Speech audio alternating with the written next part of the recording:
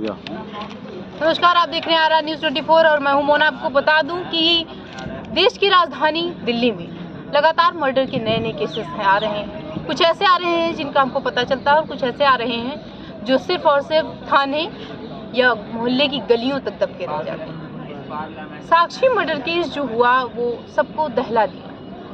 हर एक लोगों की आंखें जो है वो अभी तक उसी पर टिकी हुई हैं कि जो शाहिल नाम का लड़का था जिसने उसका बेरहमी से मर्डर किया, उसको कब सजा होगी। क्या ऐसे लोग गलियों में घूमते रहेंगे? ऐसे में क्या दिल्ली की जो महिलाएं हैं, जो लड़कियां हैं, वो अपने आप को सेफ महसूस करती हैं, सुरक्षित महसूस करती हैं कि कभी भी वो घर से बाहर निकल सकें, कभी भी उनको किसी सामान की ज़रूरत हो तो जाके उसको ला सकें? या क्या स्थितियां ये लगातार ये बनी रहेंगी कि दिन में भी जब उनको घर से बाहर निकलना हो तो वो उसी तरीके से डरी सहमी रहें कि क्या पता कब हम दिल्ली की गलियों में जाएं और हमको कोई मार डाले। ऐसे में कुछ लोग हैं जो यहाँ पर भगवा ओढ़े हुए हैं। आइए इनसे बातचीत करते हैं और जानते हैं कि इस पर इनकी क्या राय है। क्या स्थितियाँ लगातार ऐसे ही बनी रहेंगी, पहले की तरह रहेंगी, या इनमें कोई सुधार हुआ है या होगा? अभी जो साक्षी मर्डर केस हुआ उस पर आपकी क्या राय है? क्या दिल्ली जो है वो पहले की तुलना में अभी कुछ सुधरा हुआ है? देखो, खाली साक्षी मर्डर केस की बात नहीं है। अगर दिल्ली की बात करें या पूरे भारत की बात करें, एल्सवेयर भारत की बात करें, तो बेटियां एक सरकार का नारा था, बेटी बचाओ बेटी पढ़ाओ। लेकिन बेटी पढ़ाने के उद्देश्य को अगर आप देखेंगे तो वहाँ पे भी विफल है, क्योंकि आज भी बेटियों की जो है पढ़ाई के पैसे लिए जाते, सरकार लेती है। और बेटी बचाओ की जहाँ बात होती है तो आप आए दिन सुर्खियों में देखेंगे कहीं ना कहीं हमारी कोई बेटी जो है लव जिहाद का शिकार होके, और ज़्यादातर मामले लव जिहाद के आते हैं, प्रेम प्रसंग के भी मामले आते हैं, लेकिन लव जिहाद के बहुत ज़्यादा मामले जो है पूरे भारत से आते हैं। और दिल्ली में जो हाल ही में ये घटना घटी, साक्षी नाम की एक बच्ची जो है, साहिल नाम का लड़का अपनी पहचान छुपा के उससे प्रेम करता है और कुछ समय के बाद उसको जो मर्डर कर देता है। आप देखें, आपने वीडियो भी देखी होगी कि उस वीडियो में 22 बार चाकू मारने के बाद जब वो मर जाती है, गिर जाती है नीचे, फिर उसको बार बार 5-6 बार पत्थर मार के फिर चला जाता है वो। और फिर देखो ऐसी उसकी मतलब हिम्मत देखिए, ये हिम्मत कहाँ से आती है कि वो फिर से आके उसको लात घुसे मारता है, मरे हुए को भी, डेड बॉडी को। और ऐसी व्यवस्था, अगर कानून जो है या प्रशासन, जो पुलिस प्रशासन है, उसका अगर डर हो ऐसे दरिंदों को, तो ऐसी हरकत वो कभी नहीं करेंगे। लेकिन आप देखेंगे कि ये ऐसा डर, जो ऐसे देशद्रोही थे, ऐसे जो गंदे समाज में गंदे लोग बोलेंगे इनको, तो यूपी में जो बाबा जी ने कानून बनाया हुआ है, कोई जेल नहीं, कोई बेल नहीं है, सीधे भगवान से मेल, तो ऐसा ही कानून जो है दिल्ली में भी बनना चाहिए। जो बुलडोजर बाबा की बात कर रहे हैं, तो बुलडोजर बाबा अलग विषय है, लेकिन उनका एक उद्देश्य है कि कोई जेल नहीं, कोई बेल नहीं, सीधे भगवान से मेल। तो ऐसे ही कानून, ऐसी जो घटनाएं होती हैं उनके लिए ऐसा ही कानून जो है पूरे भारतवर्ष में बनना चाहिए। हर जगह का जो है, चाहे वो एलजी प्रशासन है या फिर चीफ मिनिस्टर है, वो इसी प्रकार के कानून लागू करे ताकि ऐसी दरिंदगी जो है दोबारा समाज के सामने ना आए।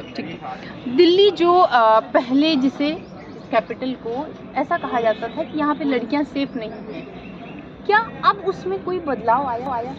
नहीं, कोई बदलाव नहीं। आपके सामने अगर ऐसा कोई बदलाव की बात होती तो एक आदमी साक्षी को, बच्ची को जो है 16 बार चाकू मारने के बाद पत्थर से मारता है, फिर जाने के बाद दोबारा वापस आके लात घुसा मार रहा है। क्या उसको कोई पुलिस का या प्रशासन का ऐसे कोई किसी मतलब डर, फंसने का कोई डर नहीं रहा कि वो शरेआम जो कत्ल करके चला जाता है? अगर सुधार होता तो 100% जो है वो डरता और इतनी हरकत नहीं कर सकता, हमारी बच्ची जो है साक्षी बच जाती। आपको क्या लगता है कि दिल्ली में महिलाएं सुरक्षित अपने आप को महसूस कर पाएंगी? देखिए, महिलाएं तो पूरे भारतवर्ष में सुरक्षित नहीं है। लव जिहाद पे कानून तो सख्त होना चाहिए, ये वक्त की मांग है और पुकार भी है। और ऐसी समाज को, ऐसी सिस्टम को, सरकार को ऐसी व्यवस्था बनानी चाहिए कि अपने जाति, अपने समाज में ही शादी होनी चाहिए। और माँ बाप का भी ये फ़र्ज़ बनता है और लड़कियों का भी ये फ़र्ज़ बनता है कि जो अपनी भारतीय संस्कृति है, जो अपना मूल विचार है, वो सहमत में रहे। भारत एक सांस्कृतिक देश है, तो सीमित में रहें, अपनी अपनी सीमा पता होनी चाहिए। और सरकार को सख्ती से कानून लेना चाहिए। और अपराधी, देखो लड़कियां साझा होती हैं, चाहे वो हिंदू धर्म है चाहे मुस्लिम धर्म है, लड़कियां साझी होनी चाहिए। और लड़कियों पे अत्याचार मतलब पूरे समाज पे अत्याचार होता है, और ये सभी समाज के लोगों को इस पर विचार विमर्श करना चाहिए, चाहे वो हिंदू समाज है, चाहे मुस्लिम समाज है, चाहे कोई भी समाज है, सभी को विचार विमर्श करना चाहिए और अपने समाज में ही शादी होनी चाहिए। उससे क्या होगा, एक मैसेज भी अच्छा रहेगा और समाज में एक बैलेंस बना रहेगा। मेरा यही मानना है। अभी तक क्या था कि जो ज़्यादातर मामले हमारे पास देखने को आए हैं, या अगर हम उस पर नज़र डालें तो लव जिहाद के मामले ज़्यादा आए हैं। जो मुस्लिम है वो हिंदू के लोगों को या हिंदू लड़कियों को मार काट रहा है। जैसे फिर पुराने आप कई सारे केसेस को ले लेंगे तो आपको दिखेगा। क्या ऐसे मामले आपने कभी देखे हैं कि कोई मुस्लिम लोग ही किसी मुस्लिम लोगों को परेशान कर रहे हैं? या परेशान करने की बात अगर हम छोड़ दें, लव जिहाद का मामला क्या है? जी, देखने को तो ऐसा कभी नहीं मिला कि कोई मुस्लिम दूसरी मुस्लिम को काटेगा। एक्चुअली में ये जो लोग जिहाद कर रहे हैं, क्योंकि इनको टारगेट किया जाता है, जो हमारी हिंदू बेटियां होती हैं उनको टारगेट किया जाता है। ये एक्चुअली में क्या करते हैं, जैसे कि फेरी वाले बन के आते हैं, वो बिस्तर बांध के आते हैं, बनते हैं कि बेडशीट लो, चादर लो। उनका एक मेन टारगेट होता है कि जहाँ पे हिंदू लड़कियाँ हैं उनको देखा जाए, फिर उनको टारगेट करते हैं, फिर उनको गुमराह फुसरा करके लड़की को अपने वश में कर देते हैं। तो बाद में उसकी पूरी डिटेल निकालते हैं, बाद में फिर लास्ट में उसको, लड़की को अगर कुछ पता चल पड़ा उसके कुछ गलत वगैरह कुछ जो होता है, तो फिर वो उस लड़की को लव जिहाद मार डाल देते हैं। ठीक है, आए दिन परसों देखो जो 28-26 की जो 28 तारीख को वीडियो एक जो साक्षी नाम की लड़की है उसकी वीडियो वायरल हुई, जो कि उसमें नाम एक साहिल लड़का है जो दूसरी रिलीजन का है। तो वो आता है, साक्षी को पहले 26 बार चाकू मारता है। चाकू मारने के बाद फिर बाहर चला जाता है, फिर वापस आता है, फिर पत्थर से लड़की को मारता है। वो उसको देखता है कि इतनी हिम्मत है उसमें कि कहाँ से आई। मेरा यही कहना है कि सरकार का कोई ना कोई उसके साथ पावर, तभी तो उसमें हिम्मत आई है। महिलाएं क्या दिल्ली की सुरक्षित अपने आप को महसूस कर पा रही हैं? नहीं, मेरे हिसाब से तो नहीं है। नहीं है। पहले में और अभी में कोई आपको बदलाव लग रहा है कि जब बीजेपी की सरकार रही थी 2014 के पहले और अब में कोई डिफरेंस?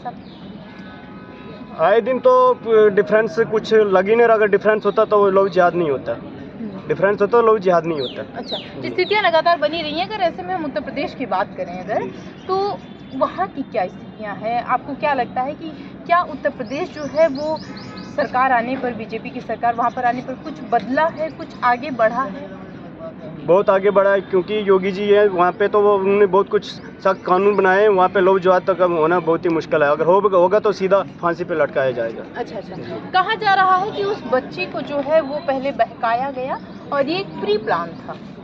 देखो, ये जो मेरे साथी जो हमारे राज सिंह जी हैं, इन्होंने बताया कि ये सारा जो प्री प्लानिंग होता है लव जिहाद का, अगर आप पूरा पिछला देखेंगे कि लव जिहाद क्या है, तो उसमें ये टारगेट होता है। जैसे हर संगठन के अंदर जो पूर्णकालिक निकाले जाते हैं, जो पूरा टाइम जो है अपने धर्म के कार्य के लिए देते हैं, तो सेम ऐसा ही जो है ये लव जिहाद का जो मामला है, उन लड़कों को जो बेज़ाब्ता फंडिंग होती है और इनका एक ही टारगेट होता है कि आपने लड़कियों को जो अपने जाल प्यार के चक्कर में फंसाना है। और उसके बाद जो है, अगर जो कोई कहीं उनको फंसने का डर रहता है कि अब भी हमें कोई जो है कानूनी प्रक्रिया में फंस जाएंगे या हमें कोई खतरा बढ़ रहा है, तो वो उस वक्त जो है उस लड़की का मर्डर कर देते हैं। देखो, पूरे भारत में अगर आप एक इसकी लिस्ट निकालेंगे तो आपको ये लगेगा कि सबसे ज़्यादा जो है हमारी बच्चियां शिकार हो रही है, और जो वो शिकारी हैं वो सारे के सारे मुस्लिम युवक होते हैं। आपका ये कहना है? जी, ठीक है। अगर हम कुछ मैसेज की बात करें तो आप जो लड़कियां हैं हिंदू समाज की, आप उनको क्या मैसेज देना चाहेंगे कि किस तरीके से वो रहें? देखो, पहली बात तो ये है कि हम एक मैसेज देना चाहते हैं पूरे भारत की जो बेटियां हैं उनको मैसेज देना चाहते हैं कि ये जो लव जिहाद के चक्कर झांसे में आके लव जिहाद में जो बच्चियां फंस जाती हैं उससे बच के रहें। और मैं उनके पेरेंट्स को भी ये बताना चाहता हूँ कि अपने प्रशिक्षण केंद्र जो है हमारे कुछ लगते हैं हमारे सनातन की तरफ से, तो अपनी बच्चियों को उन प्रशिक्षण केंद्र में भेजा जाए जहां वो आत्मरक्षा के गुण सीखें और धार्मिक आस्था की तरफ भी उनका जो रुझान बना रहे। तो ऐसी जगह पे जब हमारी बच्चियों को भेजा जाएगा और आत्मरक्षा के लिए उनको जो प्रेरित किया जाएगा, आत्मरक्षा की सेल्फ डिफेंस की ट्रेनिंग दी जाएगी, तो वो अपनी रक्षा कर सकेंगे। ये दिल्ली की कुछ जनता है जिन्होंने बताया कि जो साक्षी मर्डर केस हुआ इन पर इनकी क्या राय है। साथ ही इन्होंने ये भी बताया कि जो हिंदू समाज की लड़कियां हैं उनको किस तरीके से रहना चाहिए और उनको कौन से ढंग सीखने चाहिए, कैसे अपने माता पिता के साथ मिलके अपने समाज को आगे बढ़ाने का काम करना चाहिए। साथ ही इन्होंने ये भी बताया कि आज के समय में लड़कियां दिल्ली में कितनी जंतर मंतर से